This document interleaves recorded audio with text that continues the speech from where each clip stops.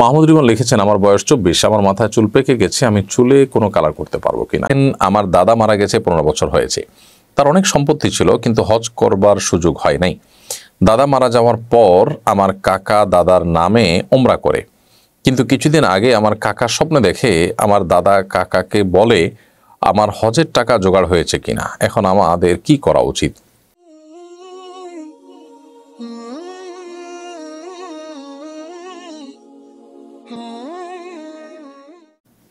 আপনার দাদার প্রতি আল্লাহ তাআলা রহম করুক, তার প্রতি তার ভুল ত্রুটি আল্লাহ তাআলা মাফ করুক, আমরা দোয়া করি। তিনি যেহেতু অনেক সম্পদ রেখে গেছেন এবং হজ করতে পারেন নাই, তো আপনার কাকাদের কর্তব্য ছিল তার সম্পদ থেকে, তার পক্ষ থেকে হজ করার ব্যবস্থা করা। তারা যে উমরা করেছেন, এতে ফরজ হজের দায় থেকে তিনি মুক্ত হননি। তার উপর ফরজ হজ ছিল, কিন্তু সেটা তিনি করেননি। তো এখন আপনার কাকারা তার তরফ থেকে নিজেদের উদ্যোগে হজ করা উচিত আপনার দাদার তরফ থেকে। তাহলে ইনশাআল্লাহ বিদিন আশা করা যায় তিনি আল্লাহ তাআলার কাছ থেকে এই ফরজ অনাদায় থাকার কারণে যে দায়, সে দায় থেকে তিনি মুক্তি লাভ করতে পারেন। মাহমুদ রিমন লিখেছেন, আমার বয়স 24, আমার মাথায় চুল পেকে গেছে, আমি চুলে কোনো কালার করতে পারবো কিনা। চুল যদি পেকে যায় তাহলে এই পাকা চুল সাদা রাখা নিষেধ, এবং এটা ইহুদিদের আলামত, ইহুদিদের তাদের অভ্যাস এবং স্বভাব। নবী করিম সাল্লাল্লাহু আলাইহি ওয়াসাল্লাম বলেছেন যে গায়রু হাদা শাইয়্যিব, তোমরা তোমাদের সাদা চুলকে তোমরা পরিবর্তন করো, তবে ওয়াজনু সেওয়া, তিনি বলেছেন কালো কালারকে তোমরা পরিহার করবে, অর্থাৎ কালো কালার দিবে না, অন্য কোনো কালার দিবে। জান্নাতুল ফেরদাউস লিখেছেন, আমার বাবা মারা গেছেন, তিনি ওমরা করেছেন, হজ করার জন্য টাকা রেখেছিলেন, এখন আমার মা কি সেই টাকা একা হজ করতে পারবেন? আপনার বাবা যদি হজ করার জন্য টাকা রেখে থাকেন, তিনি হজ করতে না পারেন, তাহলে সে টাকা দিয়ে আপনার বাবার তরফ থেকে হজ করানো উচিত। আপনার মাকে সে টাকা দিয়ে হজ করাবেন না। মায়ের আলাদা টাকা থাকলে তার উপর হজ ফরজ হবে, আর নাহলে তার হজ হবে নফল।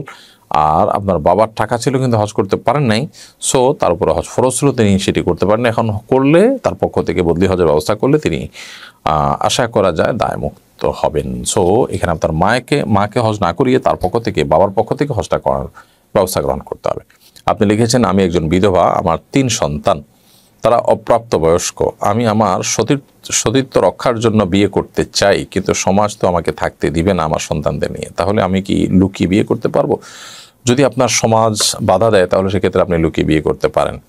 আপনার অভিভাবকদেরকে জানিয়ে তাদের সম্মতি নিয়ে আপনি চেষ্টা করবেন বিয়ে বন্ধনে আবদ্ধ হওয়ার। এবং সমাজ যে এক্ষেত্রে এক নোংরা সংস্কৃতি তৈরি করে রেখেছে, দেয়াল এবং প্রাচীর তৈরি করে রেখেছে, এটা ভাঙার জন্য আপনি যদি সৎসাহস করেন, মানুষ যদি মন্দ বলে তারপরও সেটা যদি আপনি করে যান, ইনশাআল্লাহ আশা করি আল্লাহর কাছে আপনি আজর পাবেন, বিনিময় পাবেন অবশ্যই।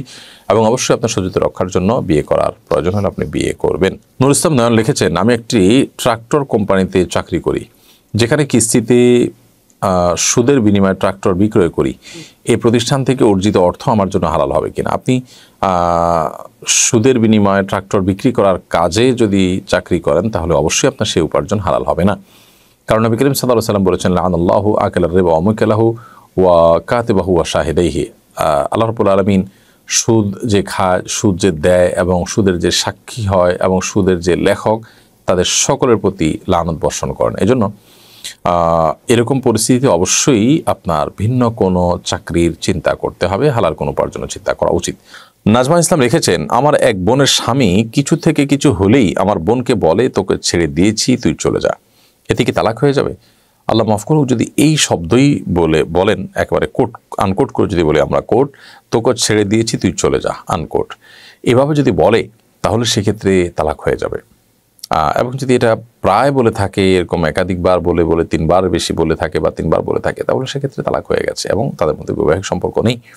তালাকের মাসালা আমরা এভাবে সংক্ষিপ্ত এই প্রশ্নোত্তরের সেশনে আমরা দেই না, কিন্তু আমরা শুধুমাত্র এই শব্দ যদি এইভাবেই বলে থাকে এবং এর হেরফের না হয়ে থাকে, সেক্ষেত্রে কী হবে মাসালা সেটা বলেছি। সো এটা তার এই কথার উপর নির্ভর করবে যে তিনি এটাই বলেছেন না অন্য কোনো কিছু বলেছেন।